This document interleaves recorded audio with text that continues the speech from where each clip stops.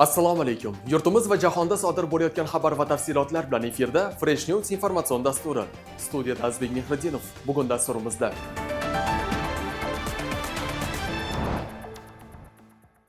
Ish haqi, pensiya, nafaqa va stipendiyalar 10% ga oshiriladi. Hindistonda yomg'ir va toshqinlar sababli 30 kishi halok bo'ldi. Manchester City futbolchisi 3 oyga safdan chiqdi. Bularning barchasi Fresh News informatsion dasturida batafsil.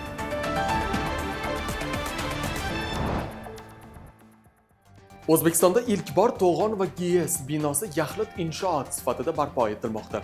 Ayni kunlarda Toshkent viloyatining Bo'stonliq tumanida quyi chotqol GS qurilishi jadal suratlarda olib borilmoqda. Dastlabki lavhamiz shu haqda.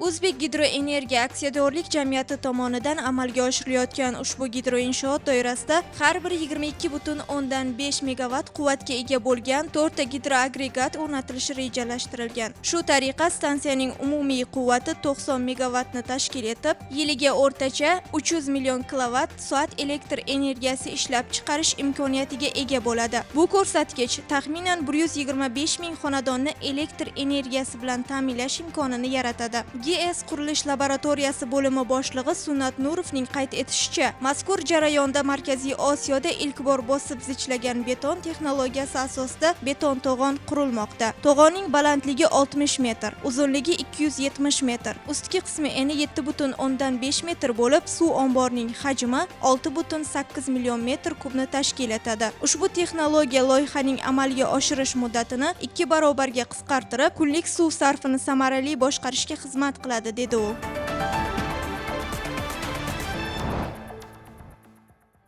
Ichki ishlar sohasida yangi mutaxassislar safga qo'shildi. Ichki ishlar vazirligi Malaka oshirish institutida boshlang'ich kasbiy tayyorgarlik o'quv kursi tinglovchilarining tantanali qasamyod qabul qilish marosimi va bitiruv tadbiri bo'lib o'tdi. Muxbirimiz batafsil hikoya qiladi.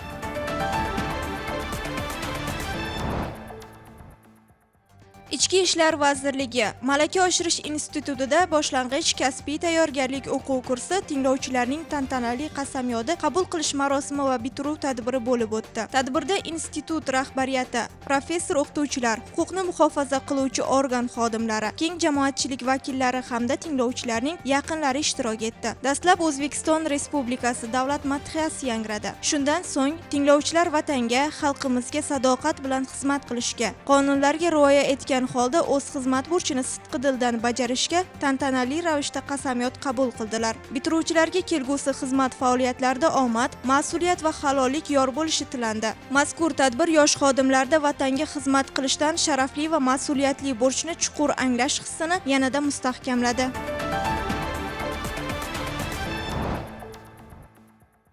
Yurtimizdagi iqtisodiy barqarorlikni ta'minlash davom etmoqda. Gap shundaki, ish haqi, pensiya, nafaqa va stipendiyalar 10% ga oshiriladi. Navbatdagi lavhada batafsil ma'lumotga ega bo'lamiz.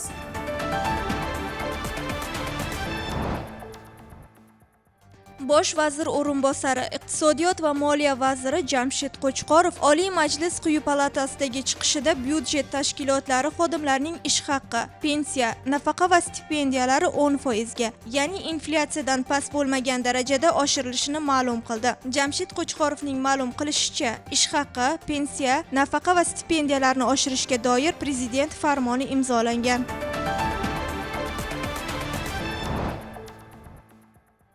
Jahonda yuz berayotgan voqealarga yuzlanamiz. AQShda yuz bergan noodatiy voqeada 250 millionga yaqin asalari yuk mashinasining ag'anashi oqibatida havoga uchib ketdi. Tafsilotlar navbatdagi lavhada.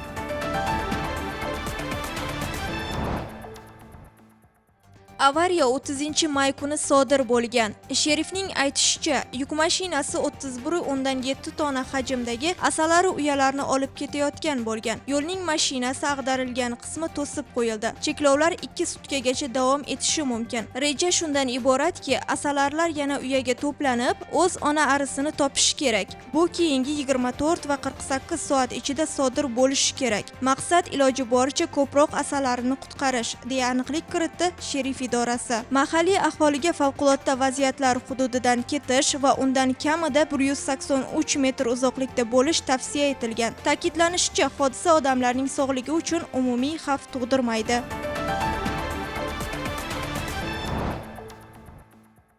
Tabiiy ofatlar insonlar umriga zomin bo'lmoqda. Hindiston shimoli sharqida so'nggi bir necha kun ichida kuchli yomg'ir, suv toshqini va ko'chkilar oqibatida kamida 30 kishi halok bo'ldi.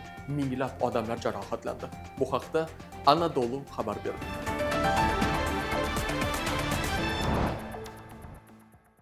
Hindiston armiyasi Sikkim shtatidagi harbiy lagerini ko'chki bosishi oqibatida 2 askar va 1 nafar yuk tashuvchi halok bo'lgani, 6 askar bedarak yo'qolganini ma'lum qilgan. Bedarak yo'qolgan 6 kishini qutqarish ishlari davom etmoqda. Shuningdek, Assam, Arunachal Pradesh, Meghalaya va Mizoram shtatlarida ham qurbonlar qayd etilgan. Assam shtatida jami 17 ta tuman suv toshqinidan zarar ko'rgan. 364 mingdan ortiq odam jarohatlanib, ular uchun 52 ta yordam lagerlari tashkil etilgan. 1-iyun kuni Hindiston ichki ishlar vaziri Amit Shoh Assam, Sikkim, Arunachal Pradesh va Manipur gubernatori bilan suhbatlashganini bildirgan. Shuningdek, u har qanday yordamga tayyorligini va Modi hukumati shimoli sharqiy xalqlarni qo'llab-quvvatlashda qoya kabi turishini ma'lum qilgan.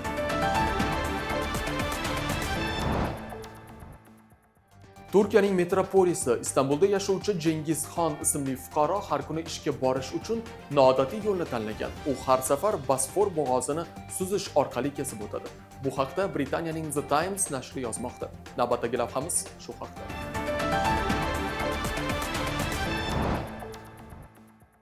Ma'lumotlarga ko'ra, Jengizxon erta tongda uyg'onadi. Shaxsiy buyumlarini suv o'tkazmaydigan maxsus qopga joylaydi va taxminan 30 daqiqa ichida Bosforni suzish orqali kesib o'tadi. Unga duch kelishi mumkin bo'lgan turli katta kemalar va oqimlar xavfini e'tiborga olgan holda, u har bir harakatini aniq va ehtiyotkorlik bilan rejalashtiradi.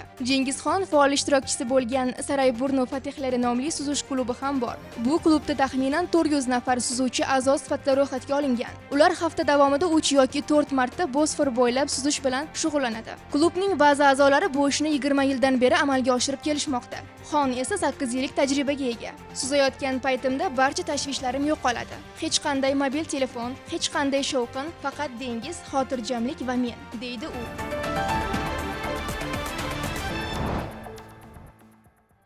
Manchester City yarim himoyachisi Matteo Kovacic jarrohlik amaliyotini o'tkazdi va 3 oyga safdan chiqdi. Tushunganingizdek, dasturimizni sport yangiliklari bilan davom ettiramiz.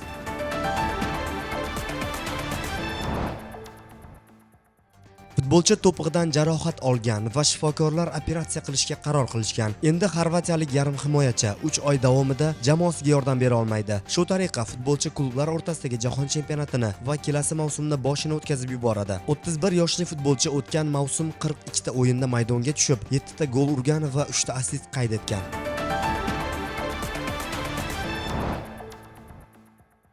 Bugun sizga yetkazmoqchi bo'lgan xabar va tafsilotlarimiz shulardan iborat edi. Siz Fresh News informatsion dasturini tomosha qildingiz. Bizdan uzoqlashmang. Oldinda ob-havo ma'lumotlari. Salomat bo'ling.